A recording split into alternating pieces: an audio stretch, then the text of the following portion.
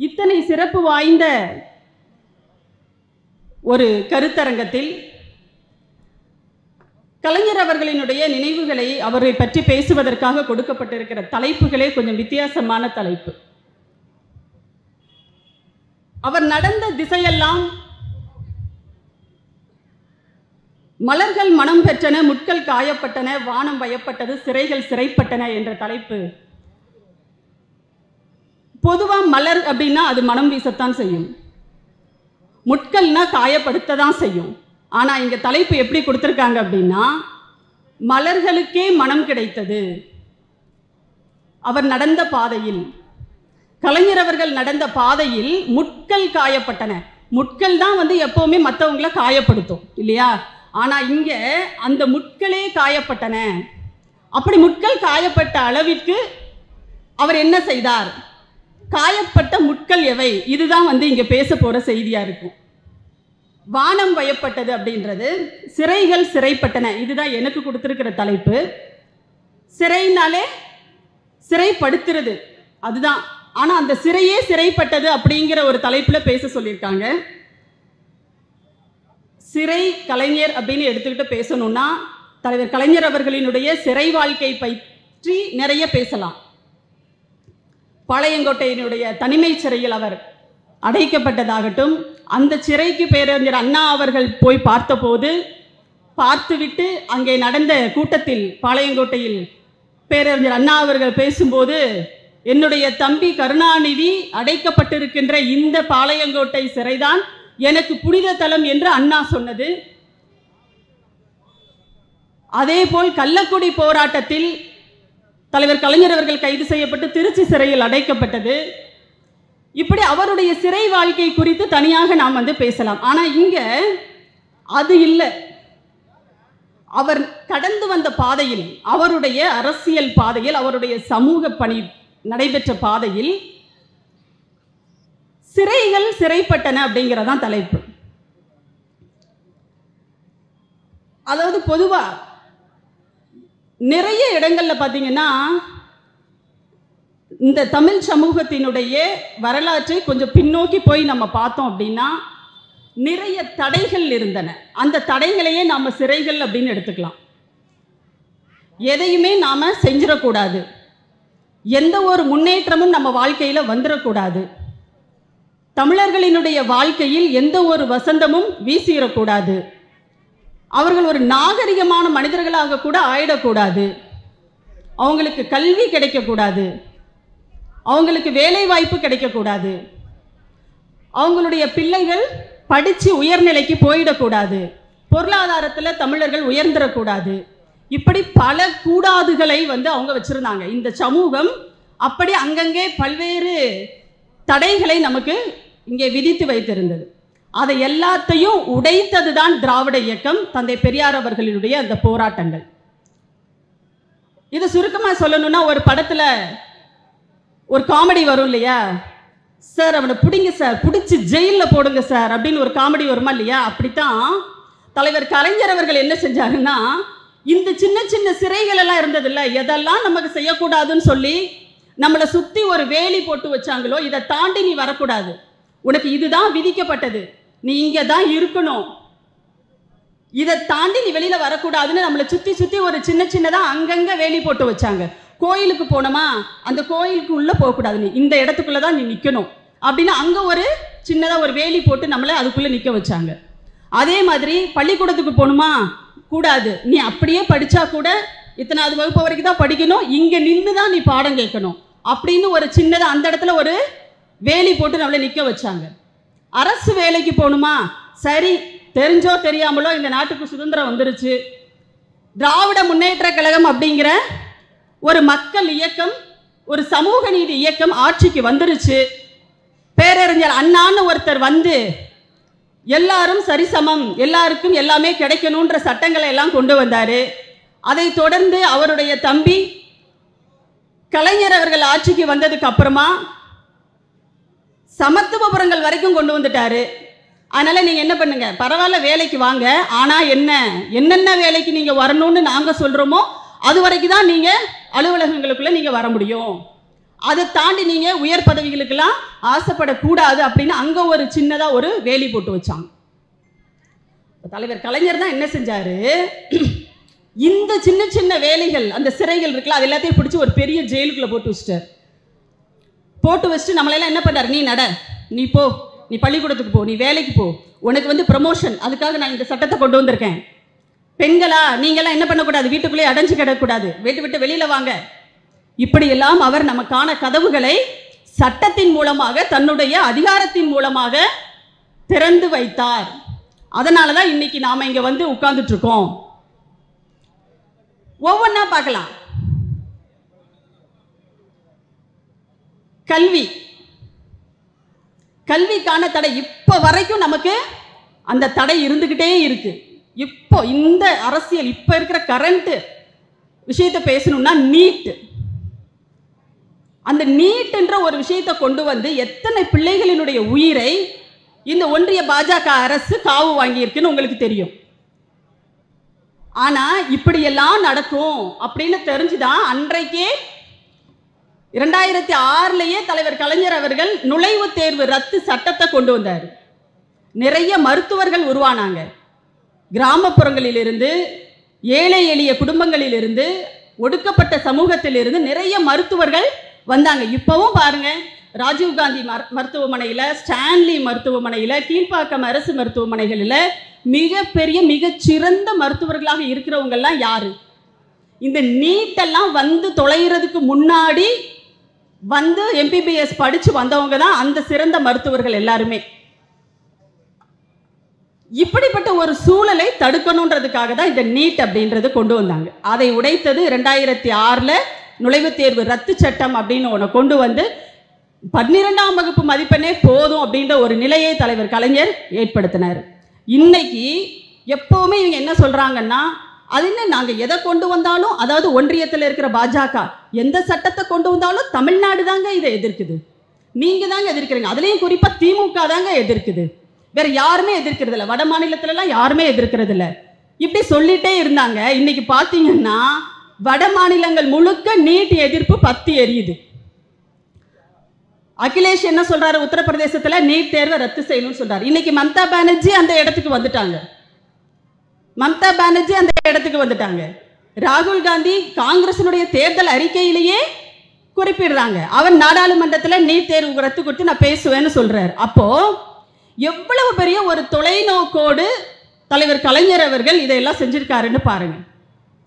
அதே மாதிரி பெண்களுக்கான சட்டங்கள் அப்படின்றது எப்பொழுதெல்லாம் திமுக ஆட்சி வருகிறதோ அப்பொழுதுதான் பெண்களுக்கான சட்டங்கள், நலத்திட்டங்கள் அப்படிங்கிறதும் அதிக அளவில் கொண்டு வரப்படும். பெண்கள் படிக்கக்கூடாது அப்படின்னு சொன்ன ஒரு சமூகம் தான் இது. பொதுவாகவே நம்மளையே படிக்கக்கூடாது, சூத்திரர்களுக்கு கல்வியே கூடாதுன்னு சொன்ன ஒரு சமூகம் கொஞ்சம் அப்படி மேலே வந்த உடனே பெண் பிள்ளைகள் படிக்க வைக்கிறத தடை செய்ய பார்த்தது. அப்படியே படித்தாலும் ஒரு 5ஆம் வகுப்பு வரைக்கும் தான், அதுக்கப்புறம் அதோட படிப்பை நிறுத்திக்கிறது. அதுக்கு இந்த சமூகத்தினுடைய காரணங்கள் பல இருந்துச்சு. ஏன்னா பெண் பிள்ளைகளுக்கு உடனடியாக கல்யாணத்தை பண்ணி வச்சிடணும். பொதுவாக சொல்லுவாங்கல்ல, வீட்டில் பொம்பளை பிள்ளைய வச்சிருக்கிறது வயிற்றுல நெருப்பை கட்டிட்டு இருக்கிற மாதிரின்னு. அது என்னன்னே புரியல. அப்போ ஆம்பளை பிள்ளைய பெற்றவங்களுக்குலாம் வயிற்றுல ஐஸ் கட்டியை வச்சியா கட்டிக்கிறாங்க? இதை சொல்லி வைக்கிறது தான், பொம்பளை பிள்ளைய வச்சிருந்தா வயிற்றுல நெருப்பை கட்டிட்டு இருக்கிற மாதிரின்னு. அப்போ என்ன செய்கிறாங்க, குடும்பத்தில் உடனடியாக பெண் பிள்ளையை கல்யாணம் பண்ணி ஒருத்தவங்க கிட்ட பிடிச்சி கொடுத்துடணும். இது ஒரு எழுதப்படாத ஒரு சட்டமாக, ஒரு சமூக சட்டமாகவே இங்கே இருந்துட்டு இருந்துச்சு. அப்போதான் என்ன செய்யறது, ஏன்னா ஒரு சமூகத்தில் மக்கள் தொகையில சரி பாதியா இருக்கிறாங்க ஆண்களும் பெண்களும். அப்போ 2 பேருமே சேர்ந்து படிச்சு உழைச்சி வேலைக்கு போய் மேல வந்தா மட்டும்தான் நம்ம சமூகத்தை, இந்த தமிழ் சமூகத்தை, மாநிலத்தை மேல முன்னேற்ற முடியும். அதை விட்டுட்டு ஒரு பகுதியை அப்படியே நம்ம என்ன சொல்றது, இந்த பேரலைஸ்டுன்னு சொல்லுவாங்கல்ல, பக்கவாதம் வந்த மாதிரி ஒரு பக்கத்தை மட்டும் அப்படியே விட்டுட்டு இன்னொரு பக்கம் மட்டும் முன்னேறிட்டே போகணும்னா அது கண்டிப்பா நடக்காது. ஏன்னா ஒரே ஒரு ரெக்கையை மட்டுமே அடிச்சு எந்த பறவையும் இந்த உலகத்துல மேலே எந்திரிச்சு பறக்க முடியாது. அப்போ பெண்களுடைய முன்னேற்றம் ரொம்ப ரொம்ப முக்கியமானது. அப்பதான் தலைவர் யோசிச்சாரு, சரி கல்யாணத்துக்கு உங்களுக்கு என்ன வேணும், பொருள் செலவு ஆகும், உங்களுக்கு காசு செலவாகும், கல்யாண செலவு வரணும், அவ்வளவுதான் நான் தரேன். உங்க பிள்ளைகளை நீங்க என்ன பண்ணுங்க, 8ஆம் வகுப்பு வரைக்கும் படிக்க வைங்க, நாங்க என்ன பண்றோம், உங்களுக்கு அந்த படிச்ச பிள்ளைங்களுக்கு திருமண உதவித்தொகை தரோம், 8ஆம் வகுப்பு வரைக்கும் படிக்க வச்சுட்டு நீ வந்து கல்யாணம் பண்ணி வச்சுக்கோ. ரைட்டா? ரைட். அப்ப எல்லாரும் என்ன பண்ணாங்க, சரி பரவாயில்ல 8ஆவது வகுப்பு தானே, உள்ளூர் பள்ளிக்கூடத்துல தானே படிக்க போகுது, புள்ள படிச்சுட்டு போட்டுன்னு அனுப்புனாங்களா இல்லையா? 8ஆவது வகுப்புக்கு வந்துட்டாங்க பிள்ளைங்க. அதுக்கு அடுத்ததா அடுத்த செக் வச்சாரு, நீங்க என்ன பண்ணுங்க, உங்க பிள்ளைய 10ஆவது வகுப்பு வரைக்கும் படிக்க வைங்க, இப்ப வரைக்கும் நான் கொடுத்துட்டு இருக்கிற இந்த திருமண உதவித்தொகையை விட கொஞ்சம் கூடுதலாவே நான் தரேன். உடனே அவங்களுக்கு பெற்றவங்களுக்கு ஒரு ஆசை, அந்த பிள்ளைங்களுக்கும் ஆசை வரும்ல, ஏன்னா அந்த அந்த கல்வியினுடைய அனுபவத்தை உணர்ந்துட்டாங்கன்னு வச்சுக்கோங்களேன், அந்த பிள்ளைங்களுக்கே ஒரு அறிவு தாகம் வந்துடும். அதை ஏற்படுத்துறதுக்கு தான் இவ்வளவு வேலையும். உடனே என்ன பண்ணாங்க, பிள்ளைங்கள்லாம் 10ஆவது வகுப்பு வந்தாங்க, பெற்றவங்களும் 10ஆவது வகுப்புக்கு அனுப்புனாங்க. அடுத்த கட்டத்துக்கு போனாரு. சரி ரைட், பெரிய மீனா போடுறாரு. 12ஆம் வகுப்புக்கு வந்துருங்க, நாங்கள் என்ன பண்ணுறோம், கல்யாணத்துக்கான தொகையை உயர்த்தி கொடுக்குறேன், தாலிக்கு தங்கத்தையும் கொடுக்குறேன். இப்படி ஒரு நிலையை கொண்டு வந்து 12ஆம் வகுப்பு, அதுக்கப்புறம் பட்டப்படிப்புக்கு வந்தால் இன்னும் கூடுதலாக திருமண நிதி உதவி, இப்படியெல்லாம் படிப்படியாக பெண்களை எங்கே கொண்டு வந்து சேர்த்தாரு, கல்லூரி வரைக்கும் கொண்டு வந்து சேர்த்தாச்சு. இப்போ உயர்கல்வியிலேயே இந்தியாவிலேயே தமிழ்நாட்டில் தான் பெண்கள் அதிக அளவில் உயர்கல்விக்கு போறாங்க. இப்போ இந்த நிலையை ஏற்படுத்துறதுக்கு அடித்தளம் போட்டவர் தலைவர் கலைஞர்.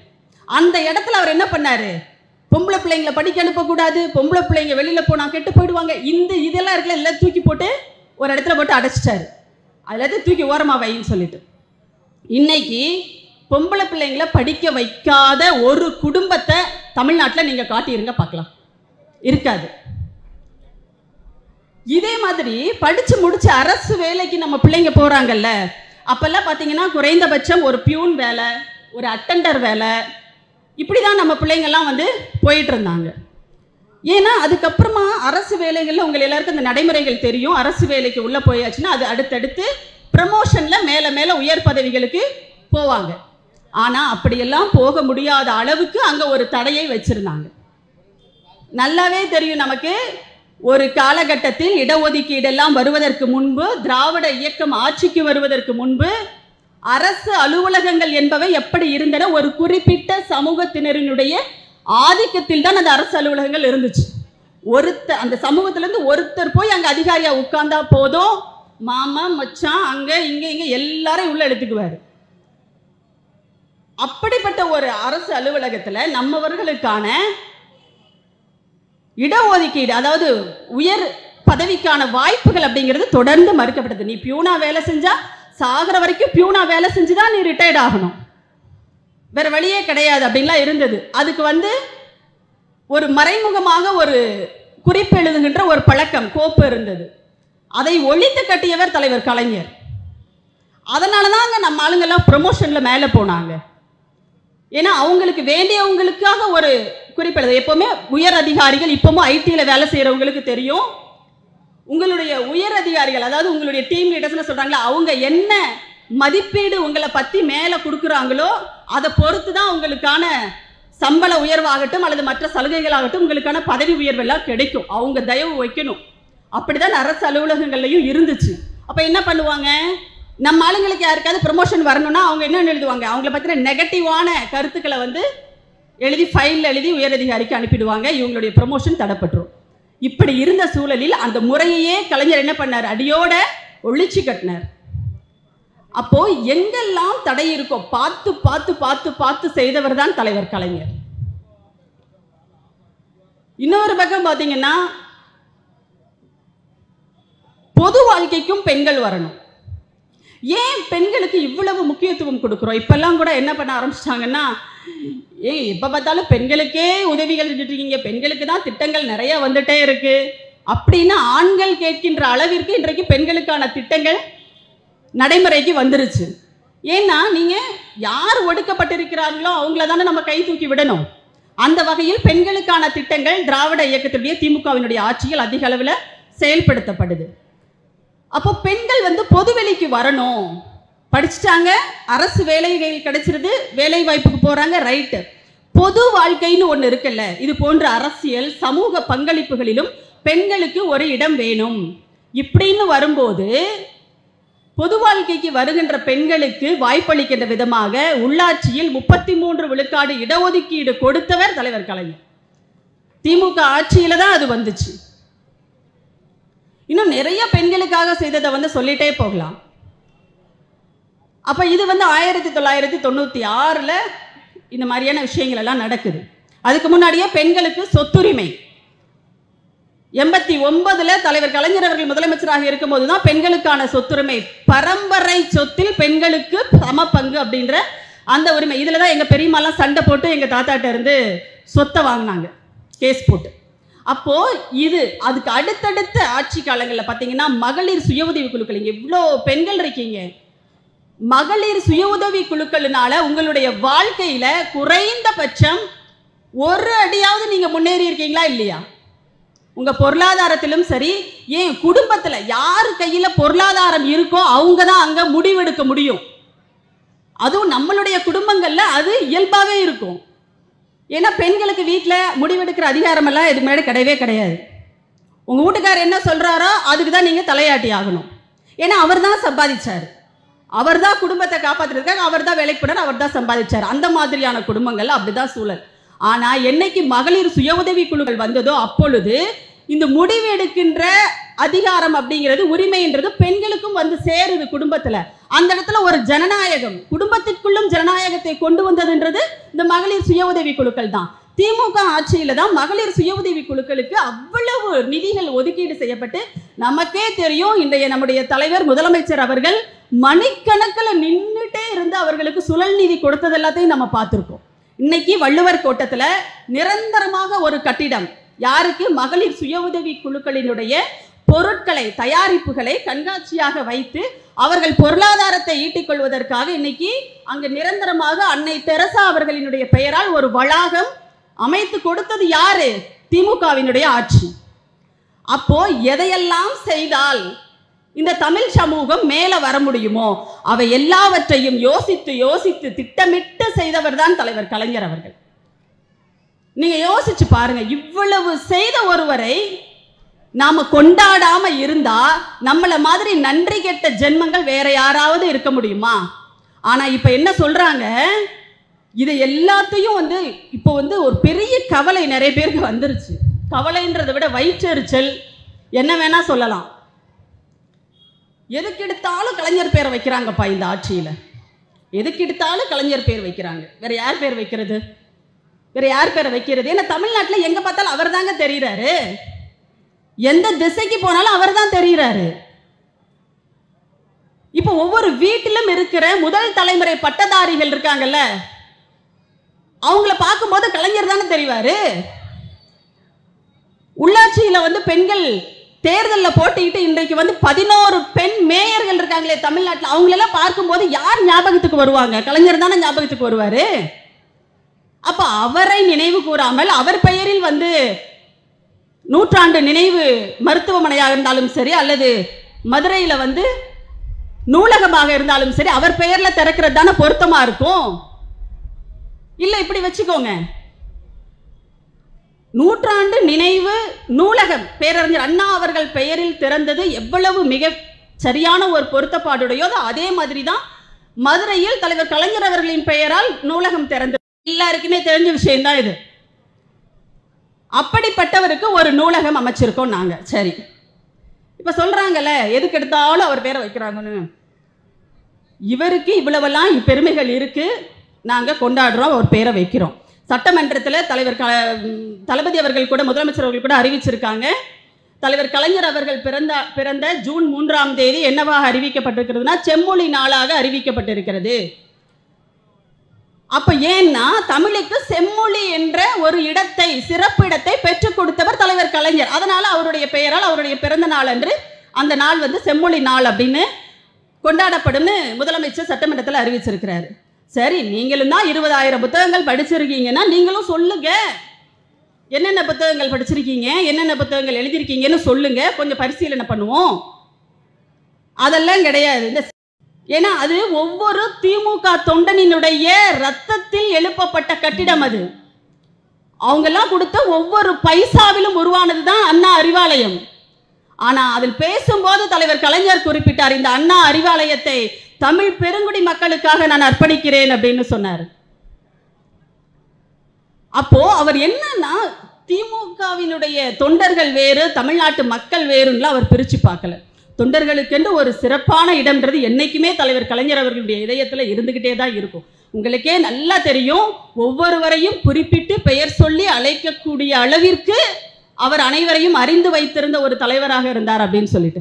அதனால அதை நம்ம என்னைக்குமே மறுத்திட முடியாது. ஆனால் அதே அளவிற்கு தமிழ்நாட்டு மக்களை அவர் நேசித்தார். அதனால தாங்க 2015 வெள்ளக்காடாக இந்த சென்னை மாநகரம் மிதந்து இதில் அவ்வளவு பேர் உயிரிழந்து உடைமைகளை இழந்து தவித்த போதும் இதே அண்ணா அறிவாலயம் தான் அன்றைக்கு தமிழ்நாட்டினுடைய தலைமை செயலகமாக செயல்பட்டது. அங்க இருந்துதான் லாரி லாரியாக நிவாரண பொருட்கள் எல்லா இடத்துக்கும் அனுப்பி வைக்கப்பட்டது. தலைவர் கலைஞர் அவர்களே சக்கர நாட்காலின்னு கேலி பேசினாங்களே, அந்த சக்கர நாட்காலி தாங்க அன்னைக்கு அங்க சுத்தி சுத்தி சுழன்று அத்தனை பேருக்குமான நிவாரண பொருட்களை அனுப்பி வச்சது.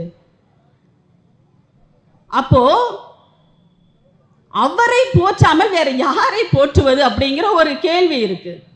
ரொம்ப எளிதா சொல்லிடுறாங்க, அடிப்போம் உதைப்போம், அதை வச்சா நாங்க உடைப்போம்னு சொல்லிட்டு.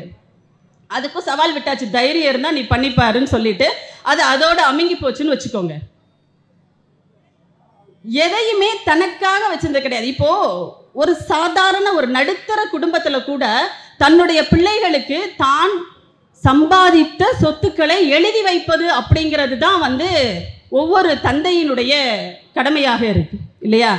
ஒரு சின்ன வீடா இருந்தா கூட அந்த வீடு அவர் சம்பாதிச்சு அவருடைய சம்பாத்தியத்துல உழைப்புல கட்டின ஒரு சின்ன வீடா இருந்தா கூட அந்த வீட்டை தன்னுடைய பிள்ளைகளுக்கு எழுதி வைக்கணும்னு தான் ஒவ்வொரு அப்பாவும் நினைப்பார்.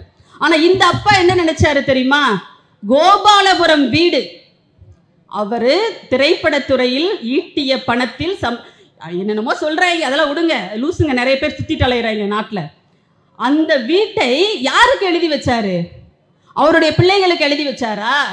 இன்னும் சொல்ல போனா அந்த வீட்டுக்கு ஒரு போன் அடிச்சு பாருங்க. அந்த போனை எடுத்த உடனே அந்த போன்ல என்ன சொல்லுவாங்க தெரியுமா? வணக்கம் கலைஞர் வீடு அப்படி சொல்ல மாட்டாங்க, வணக்கம் தலைவர் வீடு. அது தலைவர் வீடு. தலைவர் வீடுனா எல்லாருக்கும் தலைவர் அவர், தமிழ்நாட்டுக்கே தலைவர் அவர், அதனாலதான் அது தலைவர் வீடு. இனி வரும் காலத்திலையும் அந்த வீடு என்றைக்கும் தலைவர் வீடாகத்தான் இருக்கும்ன்ற அளவுக்கு அவர் என்ன பண்ணியிருக்காரு? உயில் எழுதி வச்சிருக்காரு. அந்த கோபாலபுரம் இல்லத்தை பொதுமக்களுக்கான மருத்துவமனைக்காக அவர் உயில் எழுதி வச்சிருக்காரு. அதையும் கூட தன்னுடைய பிள்ளைகளுக்கு கொடுக்கல. தலைவர் கலைஞர் அவர்கள் மறைந்த போது நம்முடைய முதலமைச்சர் தளபதி அவர்கள் ஒரு கடிதம் எழுதினார் பார்த்தீங்களா? அதை படிக்கும் போது அழாதவங்க யாருமே இருந்திருக்க முடியாது. இப்ப கூட அப்படிதான் இருக்கும். கடைசியில் அவர் முடிக்கும் போது ஒரே ஒரு முறை அப்பா என்று அழைத்துக் கொள்ளட்டுமா தலைவரே அப்படின்னு சொல்லிட்டு அவர் கேட்டார்ல, அவருடைய பிள்ளைகள் கூட அவர் அப்பான்னு சொந்தம் கொண்டாட முடியாது. அந்த அளவிற்கு தலைவர் கலைஞர் அவர்கள் பொது மக்களுக்கானவராக இந்த தமிழ்நாட்டுக்கானவராக வாழ்ந்து மறைந்திருக்கிறார். எப்பேற்பட்டதுங்க தலைவர் கலைஞர் அவர்கள் தான் சொல்லுவாரு, ஒருவருடைய வாழ்நாள் எப்படி கணக்கிடப்படணும் தெரியுமா? அவர் பிறந்த தேதியிலிருந்து இல்லை, அவர் பிறந்த ஆண்டிலிருந்து இத்தனை ஆண்டுகள் வாழ்ந்தார் அப்படிங்கிறது இல்லை அந்த கணக்கு.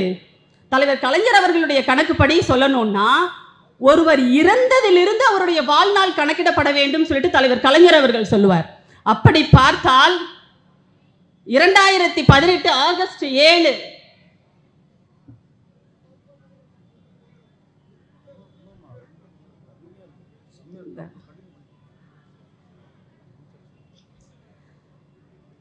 மாண்புமிகு மக்கள் நல்வாழ்வுத்துறை அமைச்சர் அவர்கள் இங்கே வருகை தந்திருக்கிறார். அவரை வரவேற்று என்னுடைய பேச்சை நான் தொடர்கிறேன். இப்பதான் சட்டமன்றத்தில் புள்ளி விவரங்களோடு அவருடைய துறை சார்ந்த எம்எல்ஏக்களினுடைய கேள்விகளுக்கு விடையளித்து விட்டு அண்ணன் இங்கே வந்திருக்காங்க. அதாவது ஒரிஜினல் ரமணாவை எங்கேயாவது பார்த்துருக்கீங்கன்னா இங்கே தான் பார்க்கணும். எப்பவுமே சரி, செய்தியாளர் சந்திப்பாக இருந்தாலும் சரி, எல்லாமே புள்ளி விவரங்களோடு செய்தியாளர்களை சந்திக்கக்கூடியவர் நம்முடைய மாண்புமிகு அமைச்சர் அவர்கள். இன்னொன்று கூட எங்களுக்கு கூட ஒரு சந்தேகம் இருக்கும், அவர் ஒருவேளை எம்பிபிஎஸ் படித்ததை யார்கிட்டையாவது மறைச்சிட்டாரோ அப்படின்னு சொல்லிட்டு.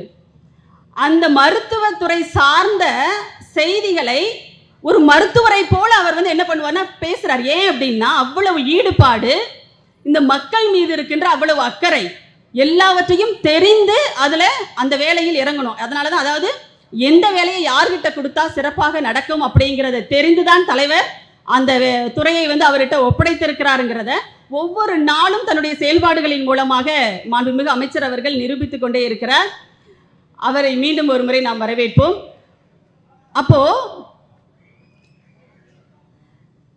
தலைவர் தளபதி அவர்கள் அந்த கடிதத்தில் எழுதியிருந்தார் இல்லையா, தலைவர் கலைஞர் அவர்கள் 2018 ஆகஸ்ட் 7 மறைந்த போது அவர் ஒரு கடிதம் எழுதுறாரு. எழுதும் போது அவர் சொல்றாரு, கடைசியில் முடிக்கும் போது, ஒரே ஒரு முறை உங்களை அப்பா என்று அழைத்துக் கொள்ளட்டுமா தலைவரே அப்படின்னு கேட்கிறார். அப்போ நீங்க யோசிச்சு பாருங்க, ஒரு தலைவர் எப்படி வாழ்ந்திருக்காருன்னு பாருங்க. தானும் தன்னுடைய வீடும் கூட இந்த மக்களுக்காக மட்டுமே பயன்பட வேண்டும் அப்படிங்கிறதுல அவர் எவ்வளவு உறுதியா இருந்திருக்காருன்னு பாருங்க. அப்போ இப்படிப்பட்ட ஒரு தலைவரை கொண்டாடக்கூடிய ஒரு நிகழ்வுகளாகத்தான் இது மாதிரியான கருத்தரங்குகளை நாம நடத்துறோம். நம்மை எதெல்லாம் சிறைப்படுத்தியதோ, நமக்கு எதெல்லாம் தடையாக இருந்ததோ, எவையெல்லாம் நம்மை தடுத்து நிறுத்தியதோ அவை அனைத்தையும் அடித்து நொறுக்கி நமக்கான வழியை ஏற்படுத்தி கொடுத்ததுதான் திராவிட இயக்கம். அந்த வழியில் ஆட்சிக்கு வந்ததன் மூலமாக, அதிகாரத்தின் மூலமாக சட்டங்களை இயற்றி நம்மை இந்த இடத்திற்கு கொண்டு வந்து நிறுத்தியவர் தான் தலைவர் கலைஞர் அவர்கள். எப்பவுமே ஒன்று சொல்லுவாங்க, கடைசியா ஒரு நிறைவாக ஒரே ஒரு நிகழ்ச்சியை மட்டும் சொல்லி முடிக்கிறேன். இந்தியாவினுடைய அரசியல் எப்பொழுதும் தலைவர் கலைஞர் அவர்களையே சுற்றி சுழன்று கொண்டிருந்தது அப்படின்னு மேடைக்கு மேடை சொல்லுவாங்க இல்லையா, அதெல்லாம் சும்மா இல்லை. ஒரே ஒரு செய்தியை மட்டும் சொல்றேன், அந்த அரசியல் மட்டும் கிடையாது, எதிர்கட்சியாக யார் இருந்தாலும் சரி, ஆளுங்கட்சியாக இருந்தாலும் சரி, அது தலைவர் கலைஞர் என்ன திசை வழியை காட்டுகிறாரோ அந்த வழியில தான் அது போகும். 1977 ஆட்சிக்கு எம்ஜிஆர் வரார், அவர் தான் முதலமைச்சர். அப்ப வந்த ஆகஸ்ட் 15 கோட்டை கொத்தளத்தில் அவர் கொடியேற்ற போறாரு. அப்ப கொடியேற்ற போறாரு ஆகஸ்ட் 15 முதல்வர் எம்ஜிஆர். உடனே தலைவர் கலைஞர் அவர்கள் என்ன பண்றாரு, இதை நம்முடைய மதிப்பிற்குரிய நாகநாதன் ஐயா ஒரு கட்டுரையில் குறிப்பிட்டிருக்காரு. அப்போ நாகநாதன் ஐயாவை கூப்பிட்டு, வா போலாம், கொடியேற்றத்துக்கு போகலாம் நாம அப்படின்னு கேட்கிறாரு. என்னடா இது அங்கே போகணும்னு சொல்றாரு இவர்? ஏன்னா அப்பெல்லாம் பார்த்தீங்கன்னா ஒரு கடுமையான ஒரு சூழல், அது அங்கே எதுக்கு போகணும்னு சொல்றாருன்னு தெரியலையேன்னு சொல்லிட்டு ஒரு பதற்றத்தோடையே கூட போறாரு. அங்கே போய் முன் வரிசையில் போய் கலைஞர் உட்கார்றாரு. எதிர்கட்சி தலைவர் இவர், முதலமைச்சர் மேலே மேடையில் கோட்டை கொத்தளத்தில் இருக்கிறாரு கொடியேற்றுறதுக்கு ரெடியா. தலைவர் கலைஞரை பார்த்த உடனே எம்ஜிஆர் குடுகுடுன்னு கீழே இறங்கி ஓடி வந்துட்டார். ஓடி அவர் கையை பிடிச்சி அவரை மேடைக்கு அழைச்சிட்டு போறாரு. அங்கே உட்கார வச்சுட்டு அதுக்கப்புறமா கொடியேற்றுறாரு. கொடியேற்றும் போது அவர் பேசுறாரு, மாநில முதலமைச்சர்கள் கொடியேற்றுவதற்கான, அதாவது சுதந்திர நாளன்று ஆகஸ்ட் 15 அன்று கொடியேற்றுவதற்கான உரிமையை பெற்றுக் கொடுத்தவர் என் அருமை நண்பர் கலைஞர். அவர் இங்கே முன்வரிசையில் அமர்ந்திருப்பது எனக்கு மிகப்பெரிய மகிழ்ச்சியையும் பெருமையையும் தருகிறதுன்னு சொல்லிட்டு அங்கேயும் போய் யாரை பத்தி பேச வச்சுட்டாரு, தன்னை பத்தி பேச வச்சுட்டாரு. அப்போ இதுதான் அவருக்கான ஒரு சிறப்பு அப்படிங்கிறது. ஒண்ணுமே இல்லை, பெரிய ஆடம்பரம் அப்படிலாம் எதுவுமே கிடையாது. ஆனா அந்த இடத்துல யாரை சுத்தி தான் அந்த பேச்சு அமைஞ்சிருக்குன்னு சொன்னா தலைவர் கலைஞரை சுத்தி தான் அமைஞ்சிருக்கு. அப்ப அரசியலாக இருந்தாலும் சரி, அல்லது சமூக மாற்றத்திற்கான செயல்பாடுகளாக இருந்தாலும் சரி, தொலைநோக்கு பார்வையோடும் ரொம்பவே உறுதியோடும் செயல்படுத்தக்கூடியவர். அது அடுத்து வந்தவங்க யாரும் அதை மாற்ற முடியாது அப்படின்ற அளவுக்கு அதை செய்யக்கூடியவர். அதே மாதிரிதான் நீட் ரத்துன்றத இவங்கெல்லாம் கொண்டாடுறாங்க. எங்க அம்மா தான் கொண்டு வந்தாங்க, உங்க அம்மா கொண்டு வந்ததெல்லாம் ரத்தாயிருச்சு. ஏதாவது எங்க ரத்தாயிருச்சு? நீட் ரத்து கொண்டு வந்தது நீதிமன்றத்தில் ரத்தாயிருச்சு. ஆனா நாங்க கொண்டு வந்தது அப்படி இல்லை, நீதிமன்றம் அது செல்லும்னு சொல்லிச்சு. ஏன்னா அது ஒரு மனசு வேணுங்க, செய்யணுன்ற ஒரு எண்ணம் வேணும், அப்பதானே அது நிற்கும். சும்மா ஏதோ நானும் பண்ணேன், ஏதோ சொல்லுவாங்க இல்லையா, என் புருஷனும் கச்சேரிக்கு போனான்ற கணக்கா நானும் ஏதோ செஞ்சேன்னு அந்த பொம்பளை எப்பவுமே அப்படிதான் செய்வாங்க. ஆனா தலைவர் கலைஞர் அவர்கள் தான் இதை நம்ம கொண்டு வர்றமே, இதை யார் வந்தாலும் மாற்ற முடியாது அப்படின்ற அளவிற்கு அதற்கு ஒரு சிறப்பு குழுவை போட்டு ஆய்வு செய்து அதை சட்டமாக்குபவர் தலைவர் கலைஞர். அப்படித்தான் இன்னைக்கு நீட்டுக்கான ஒரு குழுவையும் நாம் அமைத்து ஆய்வு செய்துதான் அதை முன்னெடுத்துட்டு போறோம், சட்ட போராட்டம் அப்படிங்கிறது. அதோடு சேர்த்து மாநில சுயாட்சியும் இன்றைக்கு தலைவர் கலைஞர் அவர்களுடைய வழியில்தான் இங்கே இந்திய ஒன்றியமே நடைபோடுவதையும் நாம பார்க்கிறோம். நாடாளுமன்றத்தில் இனி தொடர்ந்து மாநில சுயாட்சிக்கான குரல்களை அனைத்து மாநிலங்களும் பேச போகின்றன. அதுதான் இன்னைக்கு இருக்கிற நடைமுறை. அப்போ இந்தியாவினுடைய அரசியல், இந்திய ஒன்றியத்தினுடைய அரசியல் என்பது இனிமேல் தலைவர் கலைஞர் அவர்கள் காட்டிய வழியில், பேரறிஞர் அண்ணா அவர்கள் வகுத்து கொடுத்த வழியில், நம்முடைய தலைவர் தளபதி அவர்கள் காட்டுகின்ற வழியில் தான் இனி நடக்கும் அப்படிங்கிறதா இன்னைக்கு நிதர்சனமான உண்மையாக இருக்கிறது. அதே போன்று இன்னும் ஒவ்வொரு நாளும் நம்முடைய தலைவர் அவர்களை குறித்து பேசுவதற்கான நாள்களாகவே நமக்கு அமைய வேண்டும் என்று சொல்லி வாய்ப்புக்கு நன்றி சொல்லி விடைபெறுகிறேன். வணக்கம்.